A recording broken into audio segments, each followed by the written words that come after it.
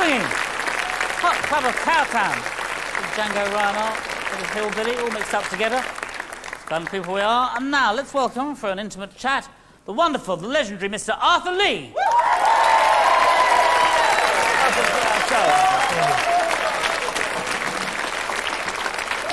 It's a great honour to have you here. A lot of people are really excited about you being here. You know, it's. I'd like to go back to the beginning, if I could, though. Where were you first born? I was born in Memphis, Tennessee.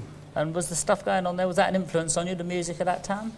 Music was at that time, but not that kind of music. I sort of created my own kind of music, you know. Yeah. I never had lessons or anything like that, you know. So I just tried to do it all myself. Yeah. And when you and when did you form Love? 1966, I do believe. Now you wrote.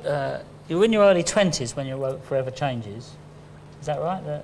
I may have started that when I was 19. Yeah. All the songs in 1 year. I didn't write all of them, you know. Did you?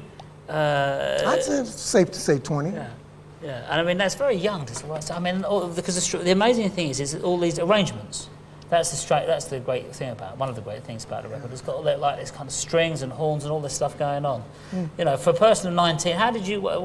How did that all? I always was a music lover, and I felt that I could do well in music. So, what was the question again? The strings, the horns. What inspired? To make a long story short, I arranged that album, Forever Changes, with the help of a person by the name of David Angel. Yeah. But those strings and horns and things, I heard in my head, you know. Yeah. Now the strange thing is, Love never toured. You never really toured outside of. You used to do shows in Los Angeles, but did you tour anywhere else?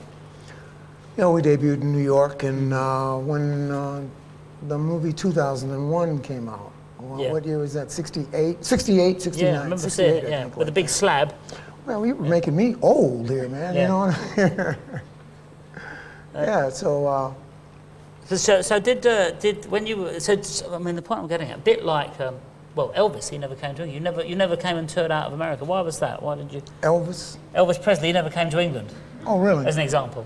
Elvis from Memphis too. We're all from Memphis. Hey, I don't like to make comparisons. That's right. He's from Memphis. That's a good comparison. I liked it. As a matter of fact, he was one of my idols. There you go. Well, he's the Beatles, Rolling Stones, all of that. And just like everybody else. But he never sort of toured, you know. I didn't know that. No, never came there. I never followed it that way. No, never him that. Well, you wasn't that big of a fan. No. Well, if you'd have been here, you just noticed him not coming, like you know, right here.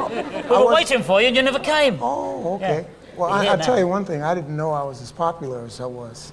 Oh. I never knew that. That's great. You see, lots of people know that album. You see. Here in England. Did it have a big impression when it was first released? What was the impression that it was like? Kind of, it was Forever Changes. Forever Changes. Was that like? When it was first released? Yeah. What was it? I thought it may have been a little ahead of its time, or it wasn't with the run-of-the-mill Beach Boy type thing. What's going on? We were into the flower thing, but I talk about in my records what happens in my life. Yeah. Not ooh baby baby or I love you, I want you, I need you, all that, you know. I try to call it like I see it and write it down like I see it in my music.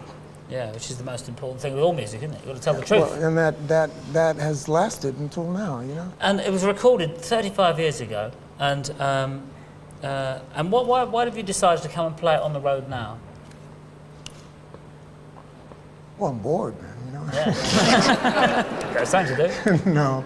No, I think now is the time. As a matter of fact, if I had done these things that I'm doing now with the orchestra, which is a great orchestra, and a great group of musicians I work with, to make me feel like doing something, you know, I'm really happy in my life at this time. Yeah, that's great.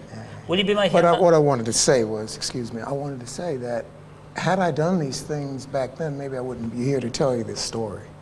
Well, the way things were going in that time period. How do you mean you wouldn't be here to tell the story? Well, I just think it would have been kind of fast. Yeah. Real fast. Yeah. Could we expect, will you be doing another, will you record again soon, another record soon? We're in the studio now. Great. Well, thank you very much. We're looking forward to another number as well from later on. Thank you very much. Arthur Lee. Let's go over there and enjoy the distillers.